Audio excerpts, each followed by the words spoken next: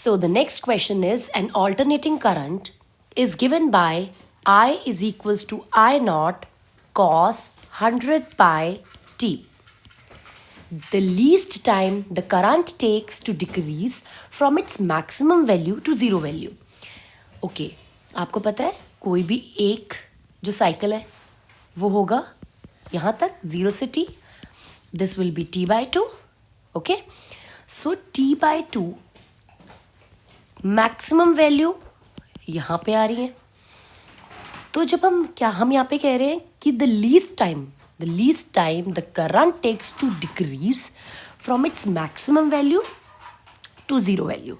Maximum value से zero value means maximum value से zero value जाने में कितना लीस्ट टाइम लगेगा. सो टी फोर्थ आपको पता है ना, देखो हाफ पोर्शन के अंदर जब 0 से t by 2 है तो एक बार मैक्सिमम हुआ मिनिमम हुआ, फिर अदर पार्ट में फिर से मैक्सिमम हुआ यहाँ पर एंड देन मिनिमम हुआ.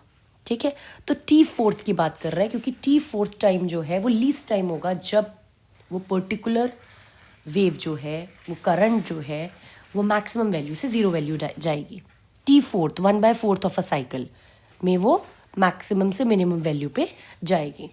ओके, सो यहाँ पर अगर हम इसको कंपेयर करें तो I is equals to I not cos omega t. Omega is equals to 100 pi 2 pi nu is equals to 100 pi. Pi से pi cancel. Frequency is 50 hertz. So जो टाइम पीरियड है वो कितना आ जाएगा बेटा? That time period will be 1/50 of a second. हम क्या कह रहे हैं? We have to find the least time. Again read करो बेटा. Least time the current takes to decrease from its maximum value to zero value. मैंने अभी आपको समझाया कि वो 1/4 टाइम में, that means 1/4 of the total time में करेगा. That means 1/4 into 1/50, that will be it is 200 seconds. Okay, so this question is important. Okay, so question का जो आंसर है that becomes A. तो आगे चलते हैं. ये बहुत ज़्यादा इंपॉर्टेंट क्वेश्चन है और बहुत बार आएगा and my gut feeling is इस बार भी ये किसी न किसी फॉर्म में आपको मिलेगा.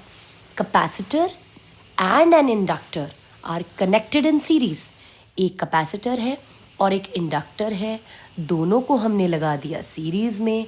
किसके साथ? एक एसी सोर्स के साथ. जब हमने उसको एक एसी सोर्स के साथ लगाया वेरिएबल फ्रीक्वेंसी की, the frequency is increased continuously. मतलब पहले फ्रीक्वेंसी थी कम. ओके, तो इसके अंदर we have to write XL is omega L, XL is 2 pi nu L and XC is equals to 1 upon omega C, that is 1 upon 2 pi nu and C. तो जब frequency कम थी तो XC ज़्यादा होगा. Am I right? और जब frequency कम थी शुरुआत में तो XL होगा कम. Yes or no? बिल्कुल. तो शुरुआत में कौन ज़्यादा होगा? XC XL से ज़्यादा होगा. विद टाइम जब हमने फ्रीक्वेंसी को बढ़ाया, when frequency was increased with time, तो फ्रीक्वेंसी के बढ़ने से क्या हुआ? फ्रीक्वेंसी के बढ़ने से बच्चे क्या हुआ कि आपका एक्सएल इंक्रीज होने लगा, एक्सी डिक्रीज होने लगा. दैट मीन्स इस टाइम पे XL is greater than XC.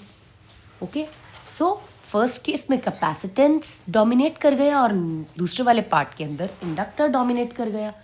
इसका मतलब ये है कि लो फ्रीक्वेंसीज पे क्या होगा? Capacitive circuit means capacitive, and high frequencies पे क्या होगा? Inductive. The frequency is increase continuously. The nature of the circuit before will be capacitive and after the resonance it will be inductive. Resonance समझे ना? Resonance का मतलब होता है XL is equal to XC. हम वो वाली बात कर रहे हैं कि जब फ्रीक्वेंसी कम थी, उसके बाद बात करी हमने जब फ्रीक्वेंसी ज़्यादा थी, ये वाली. ठीक है, तो इन दो केसेस से हमें ये समझ आता है कि शुरुआत में जब फ्रीक्वेंसी कम होगी, फ्रीक्वेंसी के कम होने से एक्सएल कम होगा एंड एक्ससी ज़्यादा होगा, तो ये डोमिनेट करेगा, तो कैपेसिटिव सर्किट है। जैसे जैसे फ्रीक्वेंसी बढ़ाएंगे और रेजोनेंस के बाद, रेजोनेंस का मतलब होता है एक्सएल एक्ससी से इक्वल हो गया, नहीं हम उसके बाद की बात कर रहे हैं कि फ्रीक्वेंसी और बढ़ी, उसके बाद से क्या होगा, एक्ससी जो है वो कम होने लग जाएगा, इन्वर्स प्रोपोर्शन है क्योंकि है ना, रिलेशन है, तो एक्स एल जो है वो इंक्रीज होगा, तो ये इंडक्टिव सर्किट जो है वो बन जाएगा। ठीक है जी, so option number C is very very important and this will be the answer.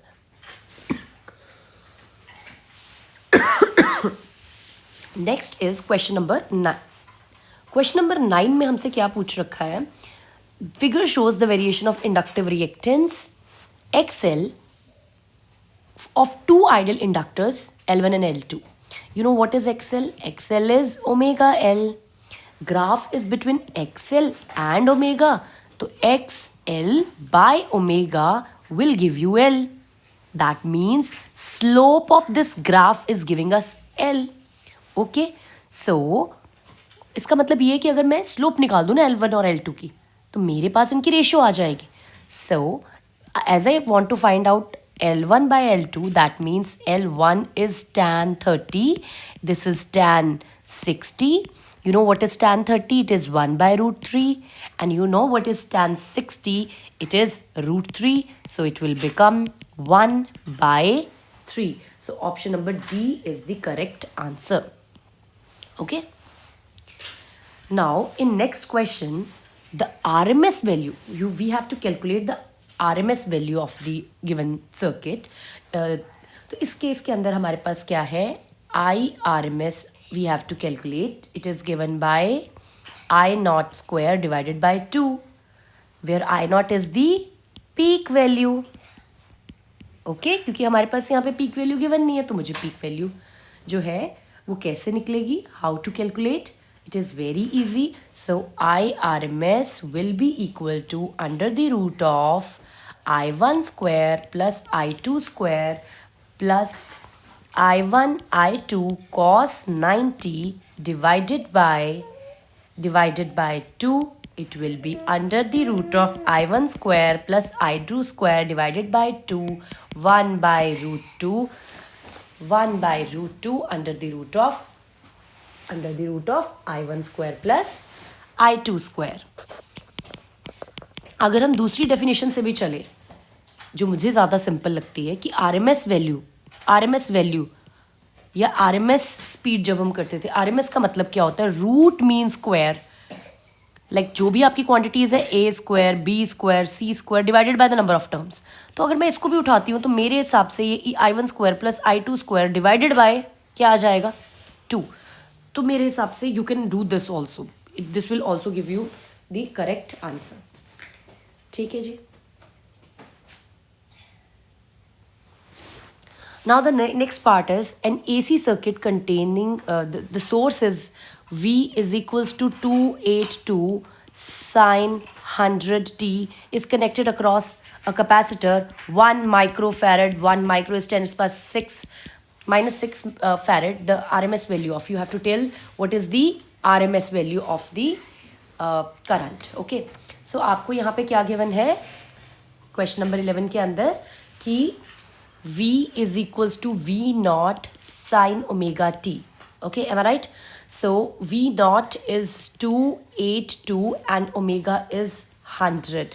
Okay, so अगर मैं XC निकालना चाहूँ, बिकॉज मुझे C गिवन है, तो XC is equals to 1 upon omega C, 1 upon 100 into 10 raised to the power minus 6, that is 10 raised to the power 4 ohm.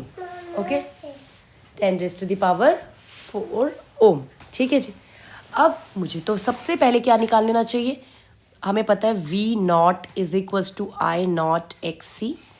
Okay, V naught is 282 and यहाँ पर I naught मुझे नहीं पता, लेकिन IC मुझे पता है 10 raised to the power 4 है।